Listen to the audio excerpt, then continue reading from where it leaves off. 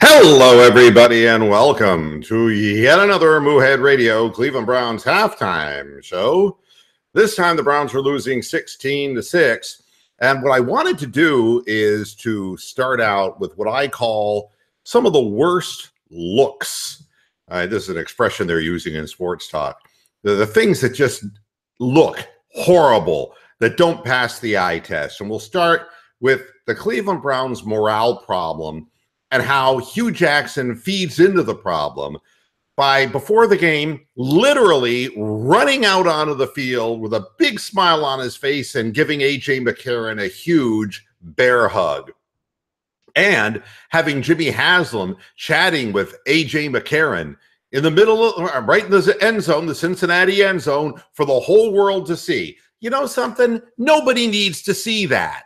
Nobody on this team needs to see that the deal that was fucked up, and not that we need A.J. McCarron anyway, but that the whole process was fucked up.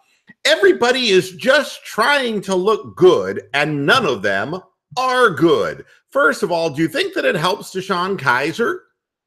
Do you think it helps him at all, seeing you bear hugging and yucking it up with the guy you were obviously desperately trying to trade for that was going to replace DeShone Kizer?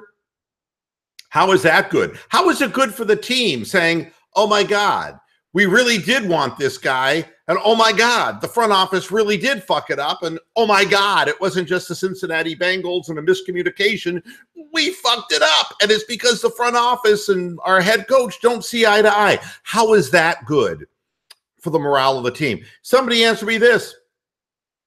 How is it good for the morale of the team if you allow a player like Kenny Britt to sit there with a towel over his head looking like there's a fucking fatwa on him?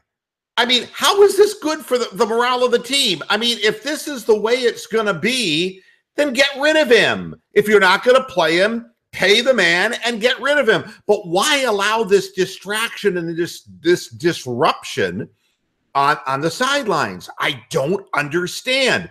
Everybody can see this, and it's just sapping the morale from the team. Third, bad look. If you pull the quarterback off the field because of a concussion protocol thing, because the quarterback has obviously reported and self-reported, because there was nothing that happened on the field that looked like a concussion to you or me, but the quarterback must have self-reported himself. He's probably just having another one of his migraines, Mr. Powers. And, you know, so he comes back, right? And what does he do on the sidelines when he's standing with Hugh Jackson looking at the play sheet? He's sniffing smelling salts. It's like, what the fuck? You just cleared the concussion protocol and you're sniffing this shit? How is that a good look? And how does that give confidence to a team? Knowing that the guy probably is fucking damaged and he's going to wind up with a concussion, reporting a concussion after the game in the locker room. You watch. It's going to happen.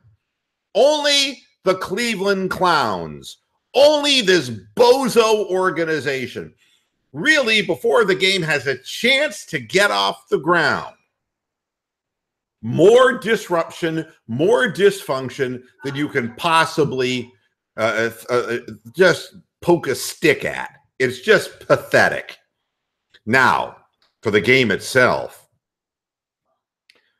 you knew that we'd give up a ton of yards on the ground because, well, we're the asshole Browns, and we can't do anything from one week to the next with any continuity. Even against a Bengals team that got all of 49 yards rushing against a Denver Broncos team. This and Mixon, who really hadn't run enough distance to get out of Norman, Oklahoma, basically is running through us, and he just looks like he's doing whatever he wants to do.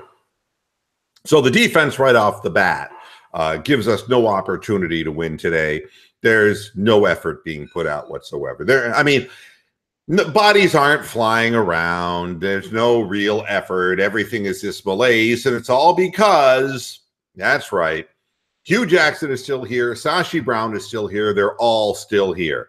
And for the rest of the season, it's 0-16. They're going to guarantee it's 0-16. And the only one who has a chance to survive this mess is Hugh Jackson. And the reason I say that is because maybe, just maybe, the new front office person will want him as a head coach. But let's be honest. If you were an aspiring front office person, you wouldn't want that bald-headed fuck anywhere near you, because he is an assumer of power. He's a bullshitter and he's a liar. So with all that said and done, the Cleveland Browns come out and they get a good drive based on running the football. But as usual, when they get into the red zone, they fuck up and they just turn into cowards, and they're fearful and they're afraid of making a bad play. So they do just that. But, you know, it's upsetting to sit there and watch a team being taken advantage of. I mean, the Browns have so many ways to lose, you know? I remember what Dr. Ferdy Pacheco said about Muhammad Ali. He knows every way to win, and he knows no way to lose. The Cleveland Browns know every way to lose and no way to win. So why do the officials have to make calls like they did against Treggs? What is the point when a guy is banging him after the play and to call him for a taunt to get 15 yards back? That's just kicking sand in the face of the 90-pound weakling. And I'll tell you, week after week after week of it, the referee cheap shots are just as bad as Vontae's perfect, okay? The referees are taking cheap shots at the weak sister team, and it really is hard to stomach. It's hard to watch this because there's no justification for it, because the Browns will find a way to lose anyway. Spencer Drango, are you kidding me? Are you kidding me? You have nobody better than this? Come on. I mean, do you see what's happening out there? The guy's collapsing like a house of cards. Unbelievable. Unbelievable. Hi to General Dog, Mogambi, DP Joe 6, Wable, Hugh, Jackass, Tony, the Calf, and Wiley Fox. Yeah, I'm looking at what people in the chat room are saying. That Kaiser was sniffing glue. Gonzalez can't kick or punt. Yeah, you know, Duke should be getting more carries than Crowell if you want him injured, so it will be. Well, I'll tell you, on the last drive, Njoku was wide open in the end zone, and once again, Kaiser never looked that way. Nobody even covered him. It was a mistake by the Cincinnati defense. He ran unaccosted into the right side of the end zone. Any ball thrown in the air would have been a touchdown, and Kaiser doesn't see him. It doesn't matter whether people are open or not. It doesn't matter what the receivers do. DeShone Kizer is the worst quarterback that I've ever seen play, ever. Every time he gets pushed out of the pocket, he doesn't look downfield. He thinks he becomes a running back. It's really pathetic. But Drango is just horrible. Horrible. I just can't justify that you don't have anybody better than that. And then 10 penalties on Sean Coleman. He's a one-man wrecking crew. He's terrible. If you have nobody better than these two men to anchor the left and right side of your offensive line, I mean, the front office has to be fired now. I mean, these guys are bad. I mean, you have linebackers pushing Drango back. He looks like a stumbling ballerina rhinoceros. He's horrible. He's uncoordinated. He has no strength. He has no technique. Why is he on the field? Why?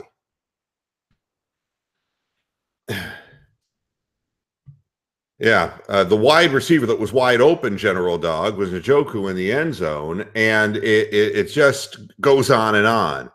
The reason we're terrible in the red zone is Kaiser.